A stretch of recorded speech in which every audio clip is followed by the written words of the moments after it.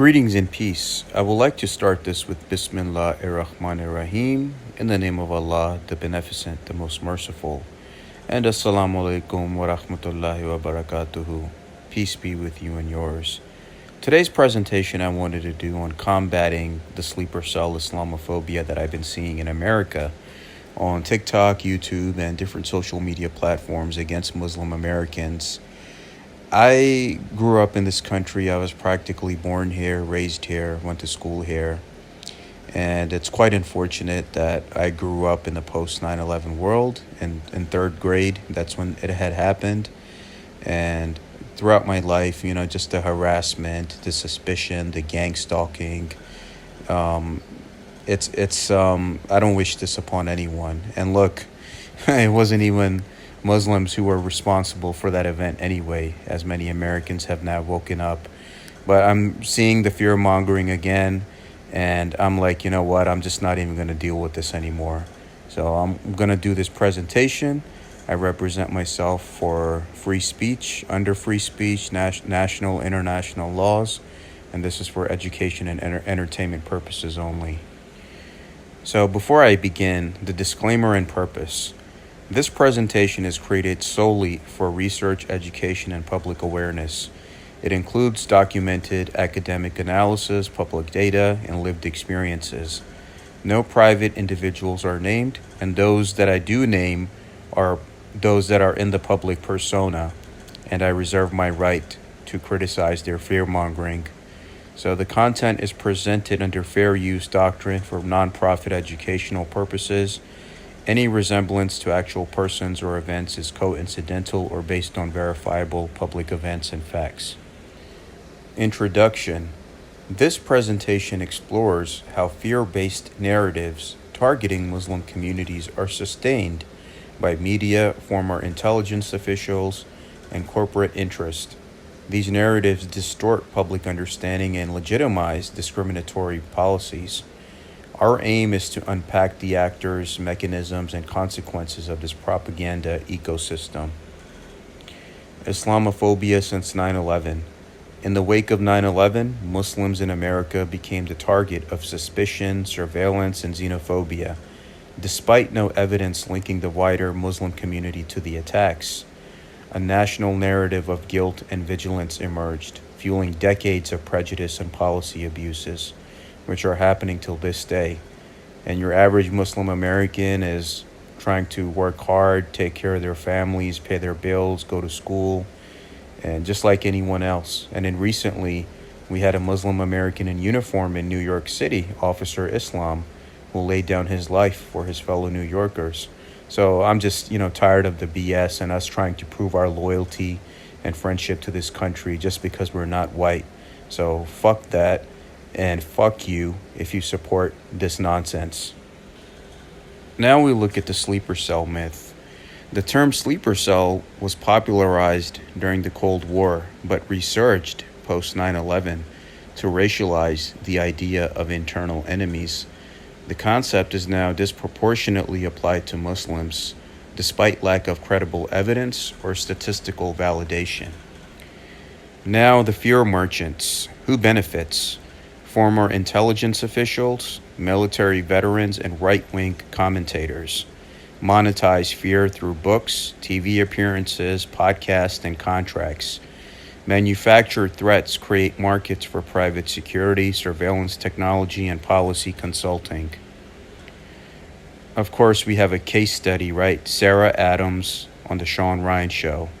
So Sarah Adams, a former CIA analyst, uses her credentials to propagate sleeper cell narratives on the Sean Ryan Show.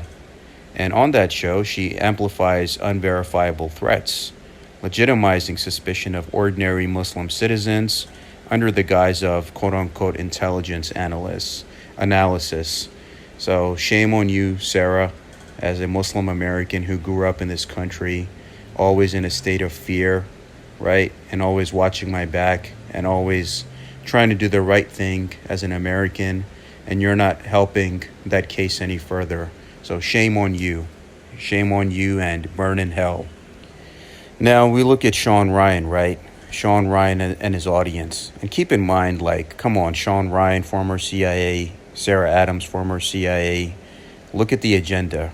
So the platform is built on valorizing military experience and security discourse. It creates a feedback loop where fear is both consumed and monetized by audiences who trust these voices without critical analysis.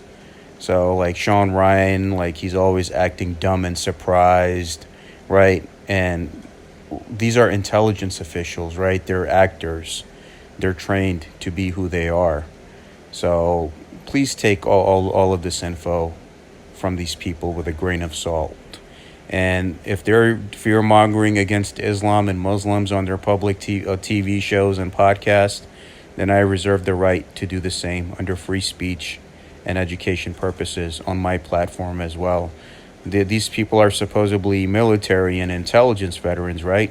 Oh, we fought for your rights and stuff. Then I'm reserving my rights to criticize your dumbasses as well.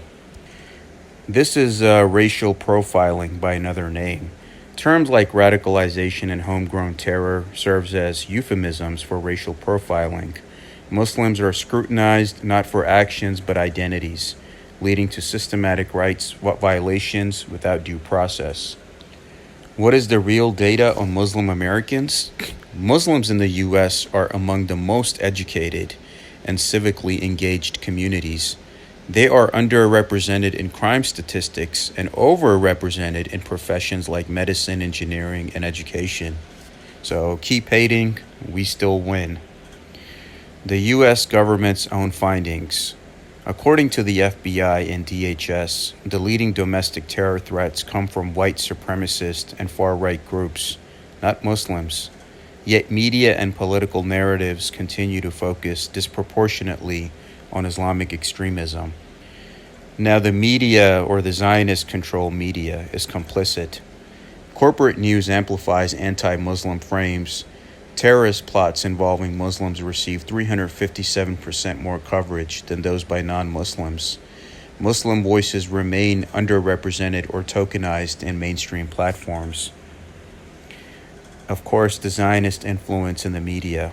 Major networks often align with Israeli state narratives that depict Muslims as existential threats. This ideological synergy suppresses critiques of Israeli policy and vilifies Muslim resistance as extremism. Muslims in Hollywood, villains or victims. From the shows True Lies to Homeland, Muslims have been typecast as terrorists, oppressors, or backwards. These portrayals reinforce societal fears and inform public perceptions more than policy papers ever could. Orientalism and Empire. Edward Said's Orientalism explains how the West frames the East as exotic, dangerous, and inferior. These colonial constructs survive today in policy, media, and the way Muslims are viewed in the West. Surveillance of Muslims post 9/11.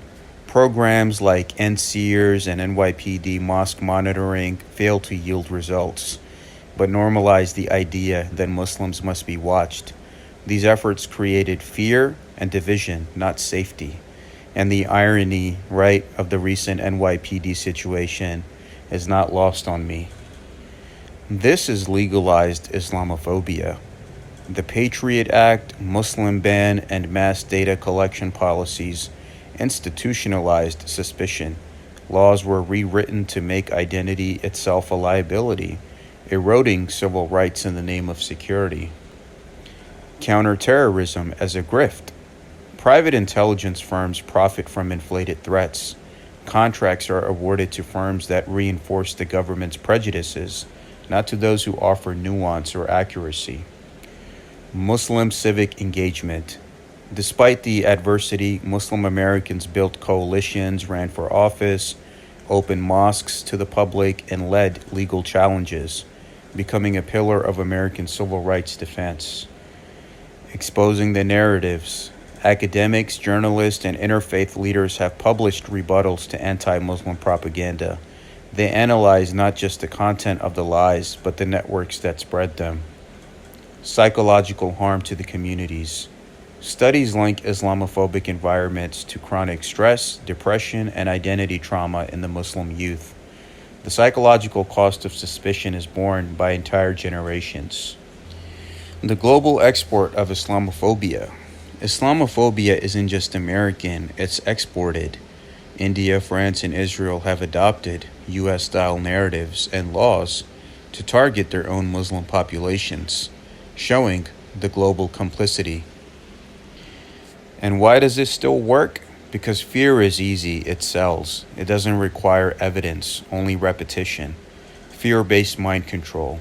And many Americans are still conditioned to see Muslims as the quote-unquote other in the national story.